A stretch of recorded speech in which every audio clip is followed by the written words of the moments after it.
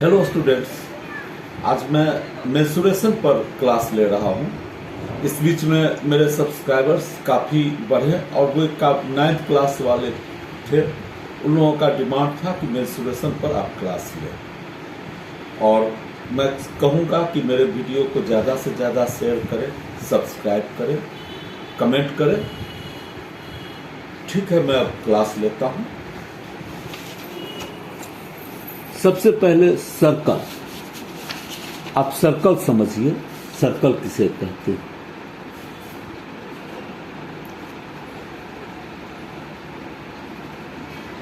यह सर्कल में एक केंद्र होता है और केंद्र को चारों तरफ घिरा रहता है, उसे परिधि कहते हैं। इसे केंद्र कहेंगे और जो घिरा हुआ वो परिधि कहलाएगा। और जो रेखा केंद्र से होकर के दोनों परिधि को काटेगी उसे व्यास कहेंगे। एक प्रयोग किया गया था कि छोटा वृत्त, थोड़ा बड़ा वृत्त, उससे भी थोड़ा बड़ा वृत्त, उससे भी थोड़ा बड़ा वृत्त, वृत्त में सभी में केंद्र रहती है। तो जबकि यह व्यास है, यह व्यास है, यह व्यास है, यह व्यास है और जो घेरने वाली जो वक्र रेखा है वो परिधि है, तो परिधि और व्यास इसका जब अनुपात देखा गया सबों में तो वो पाई के बराबर था।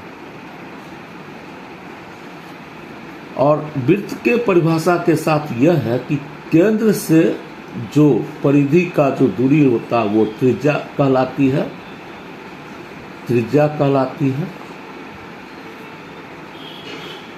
और एक त्रिज्या और दूसरा त्रिज्या मिलकर के व्यास होता है, यानी व्यास बराबर 2 गुना त्रिज्या।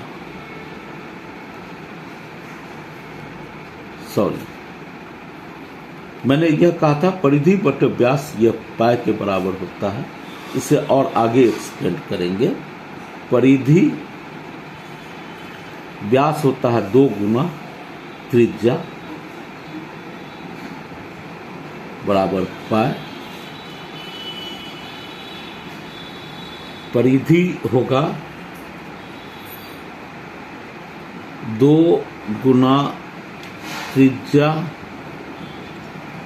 गुना पाई, यह यहाँ आ जाएगा, जो के बराबर हो जाएगा, त्रिज्या को आर लिखते हैं तो 2 गुना आर गुना पाई, इसलिए परिधि बराबर होगा 2 पाई आर। अब जो है वृत्त की परिधि क्या होती है 2 पाई आर, इसे मैंने डिराइव कर दिया। अब कहेगा कोई कि वृत्त का क्षेत्रफल बताओ, तो वृत्त मान लिया कि यह वृत्त, इसमें यह केंद्र है, यहाँ पर केंद्र को O माने, यहाँ से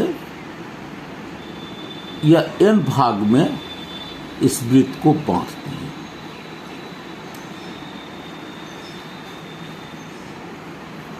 यानी यह A, B, C, D, E, F, G ऐसा n भाग में बांटा गया। तो अगर इस n भाग में एक भाग AOB भी है, त्रिभुज AOB भी है, त्रिभुज AOB भी है, इसमें एक ऐसा होता है कि यह इस n भाग में बांटा जाता है तो यह आर्क करीब करीब रेखा की तरह दिखाई पड़ता है। तो त्रिभुज AOB का क्षेत्रफल बराबर हो जाता है हाफ गुना आधार AB और ऊंचाई BO।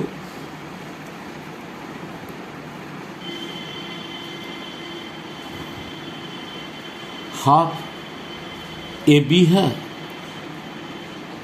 और BO है R के बराबर, रेडियस के बराबर, क्या कि केंद्र और इसको मिलाती है। लेकिन यह AB जो है वृत्त का छोटा खंड को चाप कहते हैं, ऐसा AB जो है हम लोग इस वृत्त को n भाग में बांटे। शुरू में ही मैंने कहा था इसे n खंडों में, n भागों में बांटा गया, n भागों में बांटा गया। तो यह जो है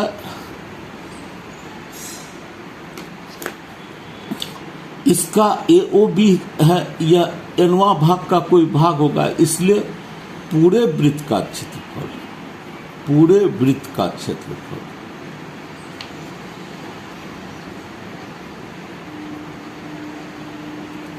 AOB जो है यह nवां भाग है, इस पूरे का n 1/n भाग है। तो पूरे वृत्त का क्षेत्रफल n भाग गुना त्रिभुज AOB, यह हो जाता n। त्रिभुज AOB का क्षेत्रफल यह समीकरण 1 से होता है 1/2 इंटू AB इंटू R। लेकिन AB जो है यह परिधि का nवां भाग है, जैसे n खंड में विभाजित किए हैं, तो AB परिधि का nवां हिस्सा है, nवां भाग है। यानी AB है परिधि का, मैंने कहा था कि परिधि है 2πr, इसे समीकरण 2 दे देता हूं। तो परिधि है 2πr, तो AB भी है परिधि 2πr का nवां खंड। AB जो है पूरे परिधि का nवां खंड है। तो यह है n इंटू 1/2, AB है 2πr बटे n इंटू r। इस 2 को काट देंगे, यह n को काट देंगे, तो बच क्या जाता है πr इंटू r बराबर πr²। तो वृत्त का क्षेत्रफल πr²। इसमें 2 ही बात होती है, वृत्त की परिधि क्या होती है, तो वो तो मैंने कह दिया 2πr, समीकरण 1 से 2πr हो गया। वृत्त का क्षेत्रफल क्या हुआ,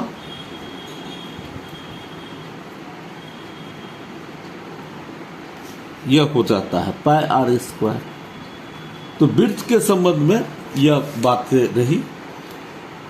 अब मैं अगला वीडियो में फिर आपसे मिलता हूँ। धन्यवाद।